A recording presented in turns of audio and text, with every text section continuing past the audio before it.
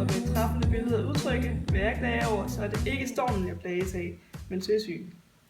Befri mig for dette onde, hvad det så end kaldes, og kom en mand til hjælp, der stadig er svimmel, skønt land er i sigte. Nå børn, det er så det, vi skal lære noget om i dag.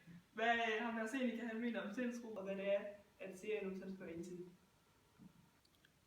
Men hvem er Seneca egentlig? Han er historiker. En hvad? En historiker, det er sådan en, der er til en antik filosofisk retning, der hedder stoicisme.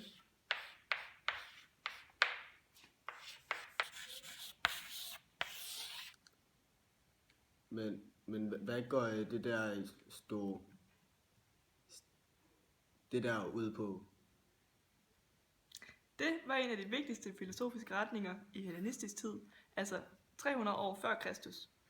Det her stoicisme, det var knyttet til Athen. I stoicismen så var der en central tese, og det var, at man skulle adskille sine følelser fra sin fornuft. Altså man skal være fornuftig og udøve selvkontrol. Okay, for lige at opsummere, så var Seneca en, der troede på skæbnen. Skæbne inden for alt i livet. Inden for liv og død, ulykker og Gud og lidelse og begær. Altså, der var ikke noget, der var tilfælde, og hans filosofi, det var, at alt, der kan gå galt, det vil gå galt. Men hvad mener du egentlig med det? Hvad jeg mener? Ja, siger du. Tager du for eksempel en hvilken som helst ulykke, så er Seneca overbevisningen, at enhver skal forberede sig på en hvilken som helst ulykke. Han mener altså, at hvis man forbereder sig på ulykker, og gør dem til vanlig sag, så lettes deres belastning. Så man skal bare gå rundt og være ulykkelig hele tiden på forhånd? Nej, det handler det ikke nødvendigvis om. Men hvad Seneca mener er, at man skal lægge bånd på sig selv. Altså man skal sørge for ikke at have for høje ambitioner eller fremtidsforhåbninger, og så skal man nyde, spise og drikke og excesse dig lige efter behov og ikke mere.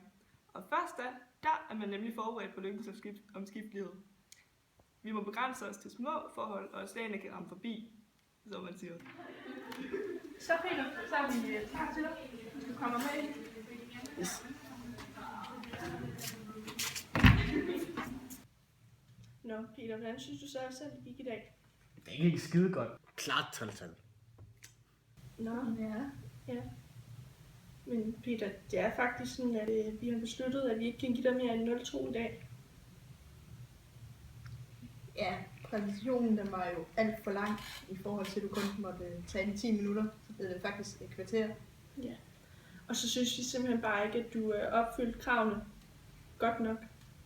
Men vi er selvfølgelig rigtig kede af at se, at du nu bliver skuffet.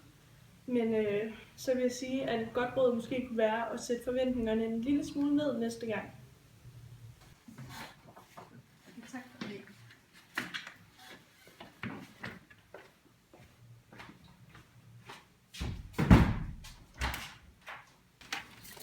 Hvordan gik det?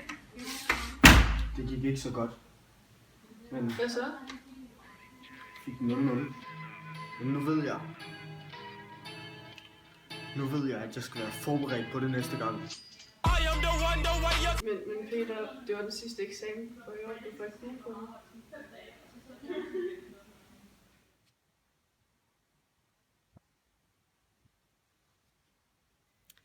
Den næste ting, der er vigtig at have med, når man snakker om Seneca, det er lidelse. Fordi at Seneca, han mener jo, at man skal acceptere, at lidelse det altid vil forekomme. Og det er muligt, fordi at naturen har skabt vanen. Og med tiden så bliver lidelse altså muligt at vende sig til på grund af vanen.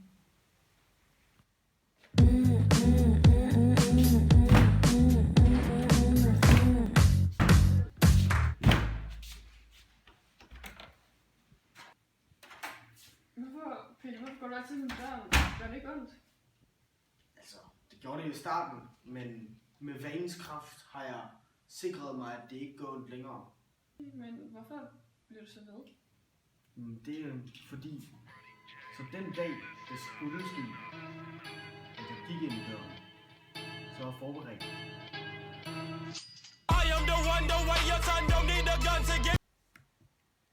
Og derfor mener Seneca også, at vi ikke skal frygte døden, fordi vi ved jo, at vi er blevet undfanget og født, og ligeledes skal vi også dø.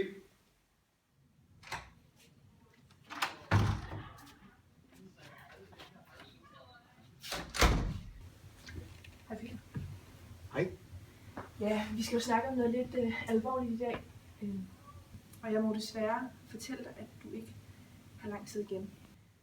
Jeg skal gøre dig opmærksom på, at vi selvfølgelig yder psykologhjælp til dig og din familie, hvis I skulle have brug for det. Og det er jo helt forståeligt, at du måske går hen og får nogle tanker omkring det her, eller bliver bange for hvad der skal ske. Det skal du sgu ikke være bekymret for. Nå, hvad mener du med det?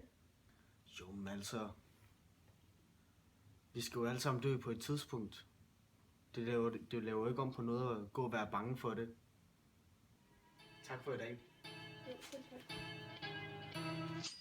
I am the one, the way your son don't need a gun to get respect up on the street. Under the Så lige at opsummere, så mener Seneca altså, at man skal være taknemmelig for det, man har. Hvad end det er livet i sig selv, eller bare den i høj grad flygtige glæde. Og uanset din plads i samfundet, så vil en bestemt form for lidelse altid forekomme. Så man skal altså ikke være bange. Nej, man skal ikke være bange. Man skal bare forberede sig på det, der kommer, og altid begrænse sig i livet, så man ikke er mere udsat for ulykke end højst nødvendigt.